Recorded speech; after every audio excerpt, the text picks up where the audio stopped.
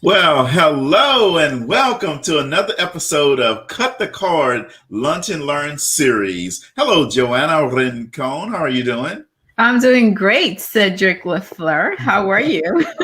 I am always doing great. So I'm excited to be here with you today. You know, every Wednesday at 12 p.m. Central Time, we release a new version of Cut the Card Lunch and Learn series. And let me make sure that you understand something, folks. Every Wednesday, we're trying to help you go to another level. Every Wednesday, we are trying to help you be better. And every Wednesday, we just want to add a little value to your life. So you may ask, what is Cut the Cord? Well, it's a 30-minute training that airs on our Facebook, YouTube, and Instagram, and now LinkedIn pages. It's going to elevate your mindset. It's going to help you set new goals. It's going to make you get outside your comfort zone. It's going to help you start saying things like, I am already good enough. I am good enough. I earned it. I am smart enough to do it. I am because I am, Joanna. It's going to give you that it factor. You know, the it factor, Joanna says, is visualize it, pray about it, plan it, work it, live it, and don't give up on it. Man, that's a great factor. So today, our topic is 6 mindset shifts that will improve your life. And this was put together by Mick. Doggone it, I'm messing up his name. Mick. All right, I was going to say Mick. Okay. So Mick put this together, and I just thought it was really good and thought we would share it today. Is that all right with you, Joanna? Absolutely. Okay. Mick, So, Euclika? Oh, no. that's right. That's how you pronounce it. Yeah. I always mess it up. I just call him Mick. So, is it true that people have a natural resistance to change? Absolutely. See, dig a little deeper and you might discover that resistance to change is just a symptom and that people have a natural resistance to feeling incompetent. Think about that, right?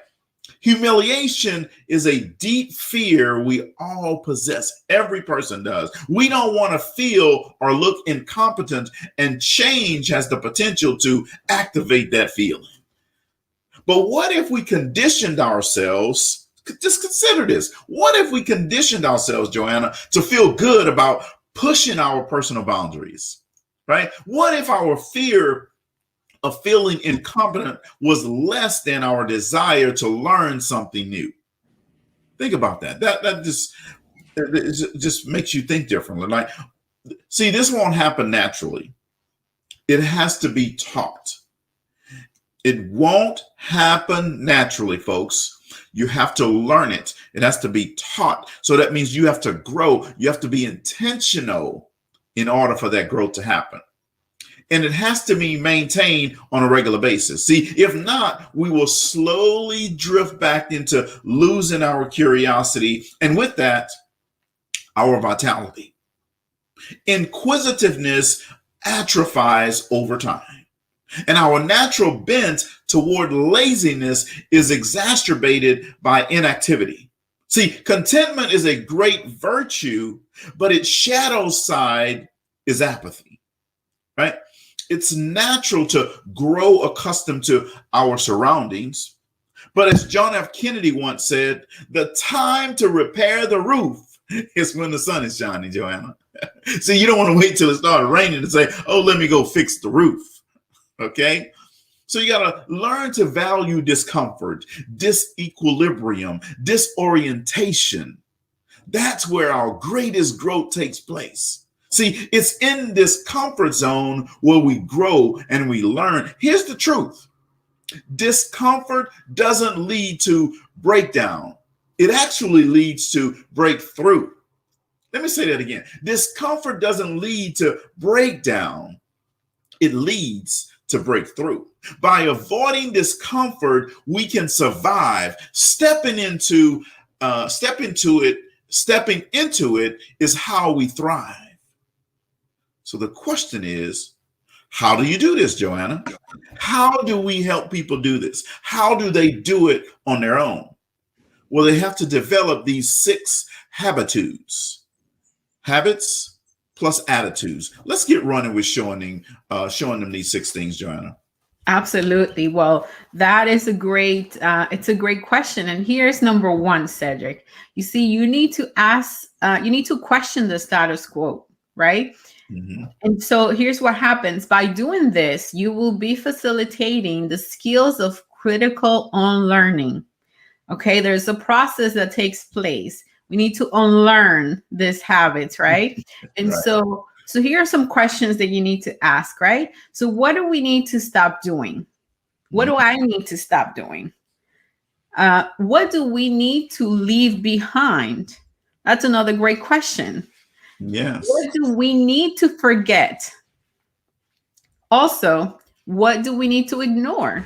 A lot of times we just go around and we're just paying too much attention to the things that we don't need to necessarily pay attention, right, Cedric? Exactly. So ignore those things, right? Mm-hmm. And so this right here, it's really important if we want to grow and go forward. So those are the first questions you have to ask yourself. I'm going to repeat them, Cedric, because maybe somebody missed one of the questions. Yes. So number one is, what do you need to stop doing? What do you need to leave behind? What do you need to forget? And what do you need to ignore? Okay, so let's start with that. Let's lay the playing field with those questions. Powerful questions, by the way, right? Yeah, absolutely. Those are powerful. Yeah, and let's start doing some introspection and let's really start writing. Maybe we can add to that. Let's just start jogging some ideas, right? What are some of the things that you can do as you think about those questions? So that was number one. That's how you're going to start. Joanna, I know a lot of things I need to forget. I know a lot of things I need to ignore. I know a lot of things I need to just stop doing. And I know a lot of things that I need to just put behind me. Yes, absolutely.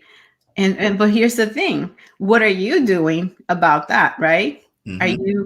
Are you breaching that gap from knowing and doing? Are you doing anything about it? And that's what we want to help our people today, right? Yes. To lay out these questions and help them transition from knowing to actually taking action and doing what they need to do to do that in their life. Yeah. All right, so that was number one. So here's number two, Cedric.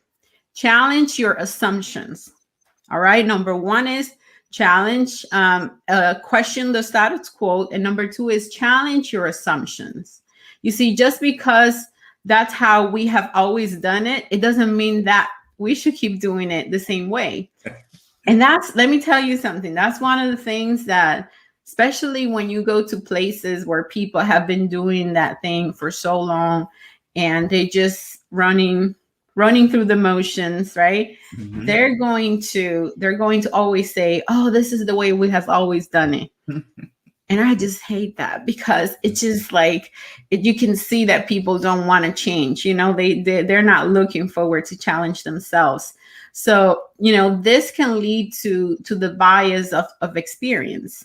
Mm-hmm. And so that way the way that we have done it, is it still the right way to do it? That's the thing that we need to challenge ourselves. Mm-hmm. Just because it's the way we have been doing it for so long, it doesn't necessarily mean that it's the right way to do it. Right. So you need to go below your surface and discover the belief that is driving that behavior. You see, what is the belief behind the habit of the process that we were taught? That is a great question. What is the belief behind the habit or process we were taught? Sometimes that's, you know, we do things, but we don't necessarily know the why behind. Mm-hmm. And so this belief behind and the why and the reason, it's important to know. Yeah. So let me give you an example, Joanna. So your grandmother taught you that when she broiled something on the stove, that's you. I know that's you. You leave the stove partially open, right? We don't know why she did it. We just do it. That's what you do. I know you told me. Yeah, that's a great example, actually. Yeah. And, she did it because her stove wasn't big enough for that big turkey or ham or whatever it was in there, right? And then what are we doing? We're still doing it. That's right. And it's just funny, right? To even think about it. but we still Exactly. do it. Yeah. So And what are you doing in your job, at your job, that because that's the way y'all did it forever, and it's the wrong way, right? I mean, it's not a good practice, right? What are you doing in your life that you've been doing forever because somebody said do it, and you have no reason, no rhyme or reason why you're actually still doing it? See, that's what Joanna's asking you.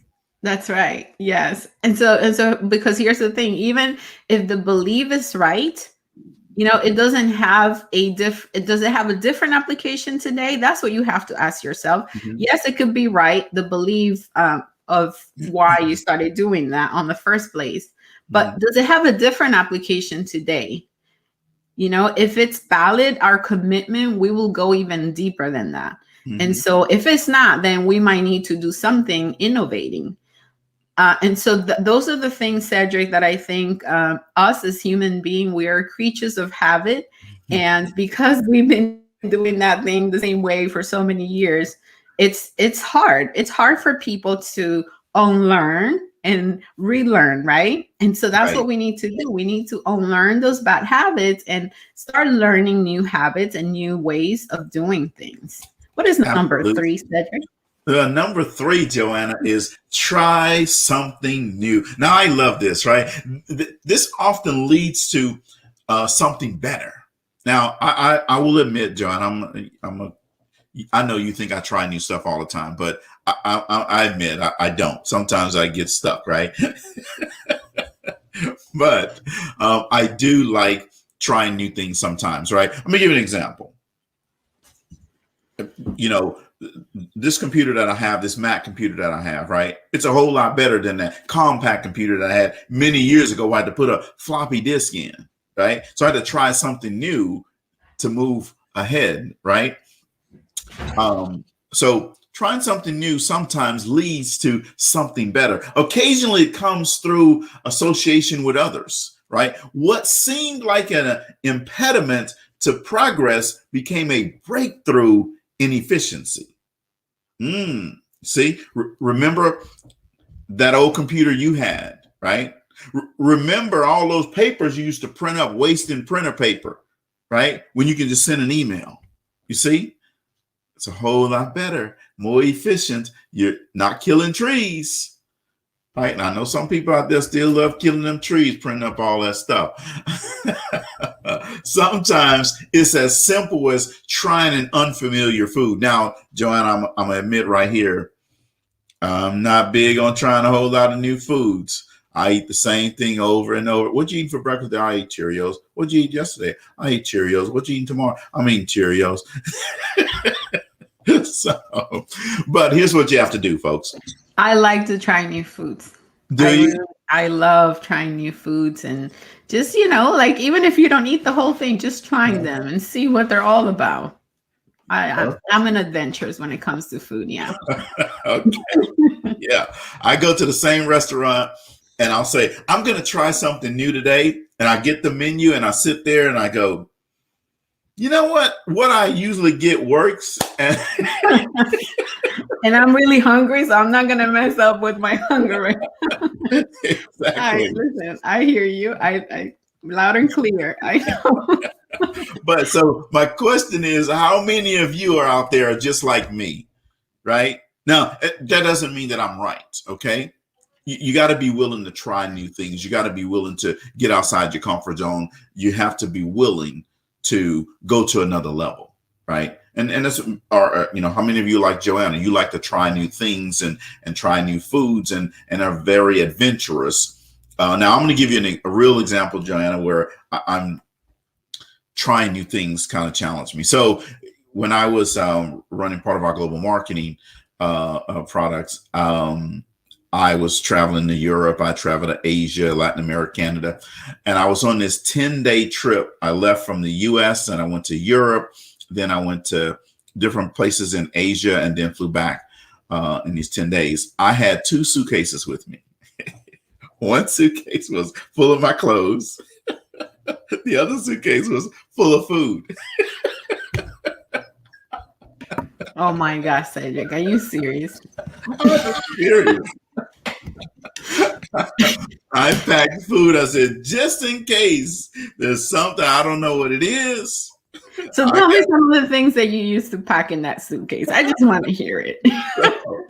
All right. So here now I'm ex-military, so I know how to get through. So I had Vienna sausages, I had beanie weenies, I had crackers, I had peanut butter and jelly, and that was it. But I had a lot of it, and I was like, for 10 days, if I have to eat this every day, this is what I want to do. You like, I think that's your army adventure, and from the past that was kicking Air in. Force, thank you. Oh yeah. Oh, Air Force. Sorry. You were like in survival mode, like just Absolutely, just in case. Oh my God. But I did try some things. But there was, we were in Shanghai, and yeah, we went to dinner one night, and there was some stuff that was on there that was, it was not going in this mouth. It was very exotic. Put it that way. It was exotic. Yeah, but it wasn't going in this mouth. But so folks, seriously, right? You have to experiment, test, and expose. Experiment, test, and expose. Say that. Experiment, test, and expose. Experiment, test, and expose. People tend to see danger where there's only difference. I love that part. I really love that. People tend to see danger where there is only difference. Difference. Yes. I love it. That was good, Cedric. Well, number 4 is repurpose something old. You see, sometimes the pearls get lost in the process. And so the principle is good, but the delivery system is outdated. And so don't miss the reliable because it's cluttered and camouflage in irrelevance. You see, this is more than recycling. It is also about ideas, attitudes, emotional intelligence, right? Emotional intelligence, money, simplicity, and wisdom. Yeah, that's where the money resides. That's where the money resides. And, I think the emotional intelligence, it's a big part of it, right? Because it's more than just like repurposing something old. It's how you get creative, right? How you really take those things and you take one thing and then you just create something completely new. I think part of the emotional intelligence is the ability to be adaptable, right? How do you adapt to the new times and how do you get creative in that process? So I absolutely love that. Yeah. So let me give you an example of that part. So, when I put together my presentations, I've always just put together my presentation. I have a lot of words and bullet points rather, not necessarily a lot of words, but just bullet points. And since working with you, on things. You are very visual person. Yes, I am. And so with your persuasion and influence, I started putting a lot of pictures on my slides. That's not something that I would just normally do, but now I'm Googling, pictures and going to different programs right now and getting a lot of pictures and putting a lot of pictures on my slides. Now you're finally listening to me. Finally, about time. Just because you don't care about the picture doesn't mean that other people don't care about the picture. You see, folks, I love it. I'm finally influencing Cedric here. I love it. Well, that was a great example. Thank you for sharing. Yes. Thank you for being transparent. Yeah, see, I try to be. Awesome. Well, number 5 is connect with the bigger picture. You see, synthesizing your life illuminates your path. And so learning and growing, it's about capacity and skills. Let me say that again. Learning and growing, it's about capacity and skills. But it is also about connecting the dots. And that part, the connecting the dots, that sometimes it's the common sense part, but it's Mhm. sometimes it could be sometimes the most difficult thing, right, Mhm. Cedric? Yes. Why? Because we tend we tend to overcomplicate things. I don't know why.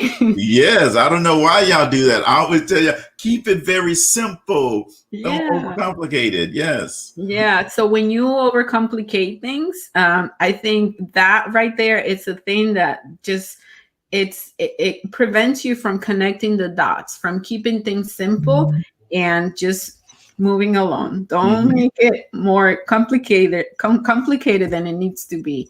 And I'm learning that. See, that's a good example, and we're all being here very transparent. I've learned that from Cedric, and I continue to learn that every time I'm doing something and I feel like I take a step back and I feel like I'm complicating it too much. I said, okay, maybe this doesn't need to be this complicated.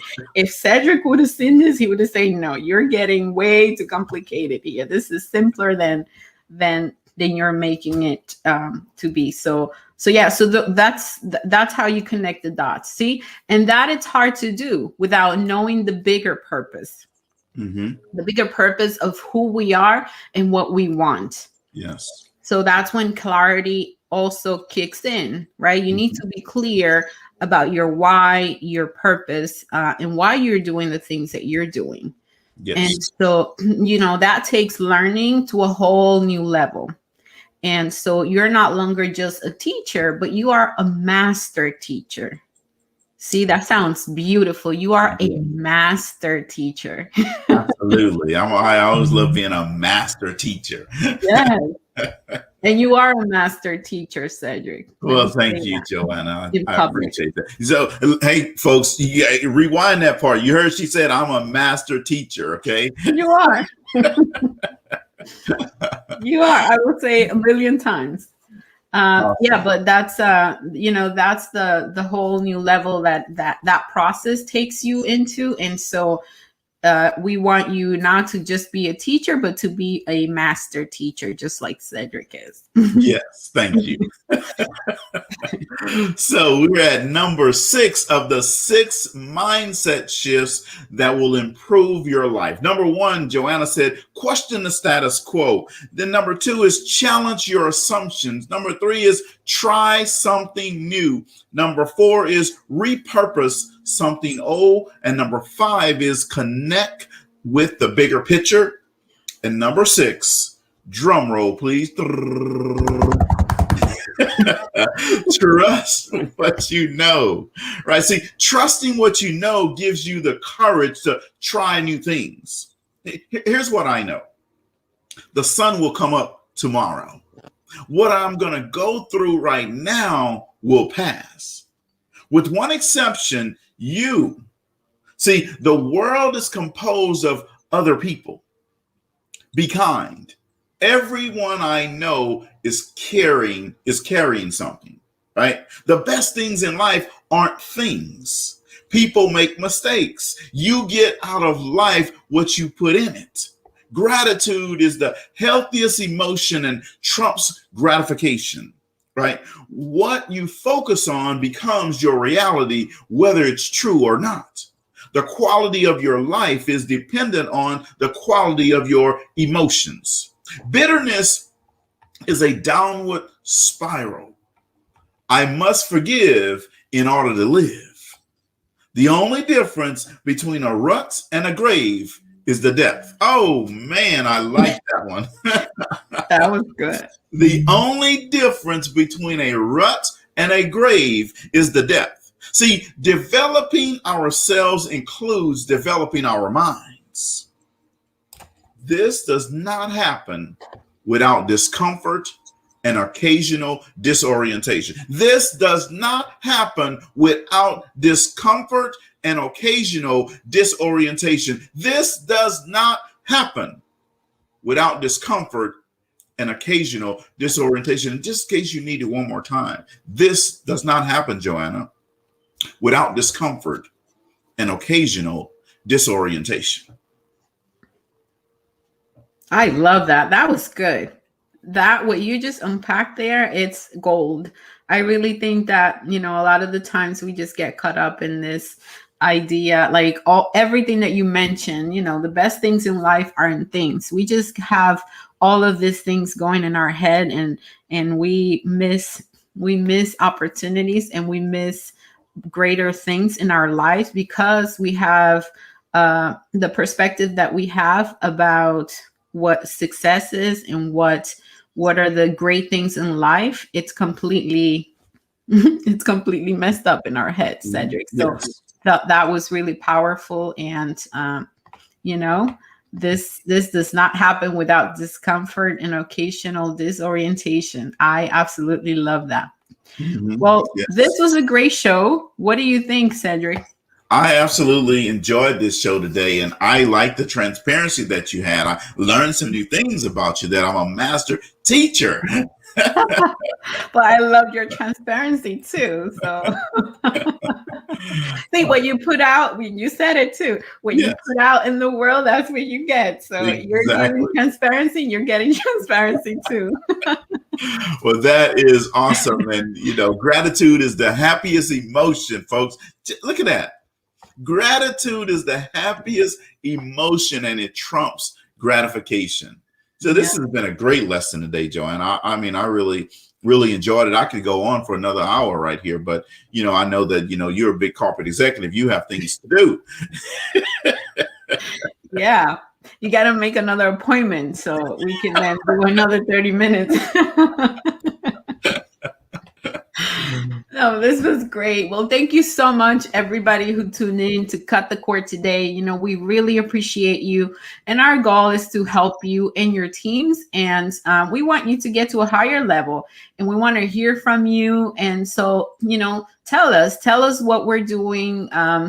If what we're doing, you like it, if we can get better, if we can serve you and your teams. And what is your team struggling with, right? We would like to know that.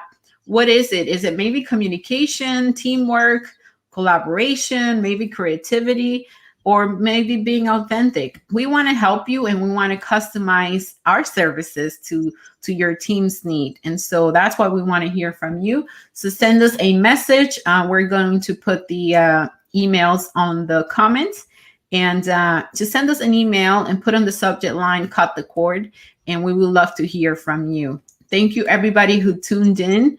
And we'll be here again next week at the same time. Right, Cedric? Absolutely. Same time, same bat channel. So you make sure you tune in every Wednesday at 12 p.m. Central Time for another version of Cut the Cord. Thank you. Bye-bye, Joanna.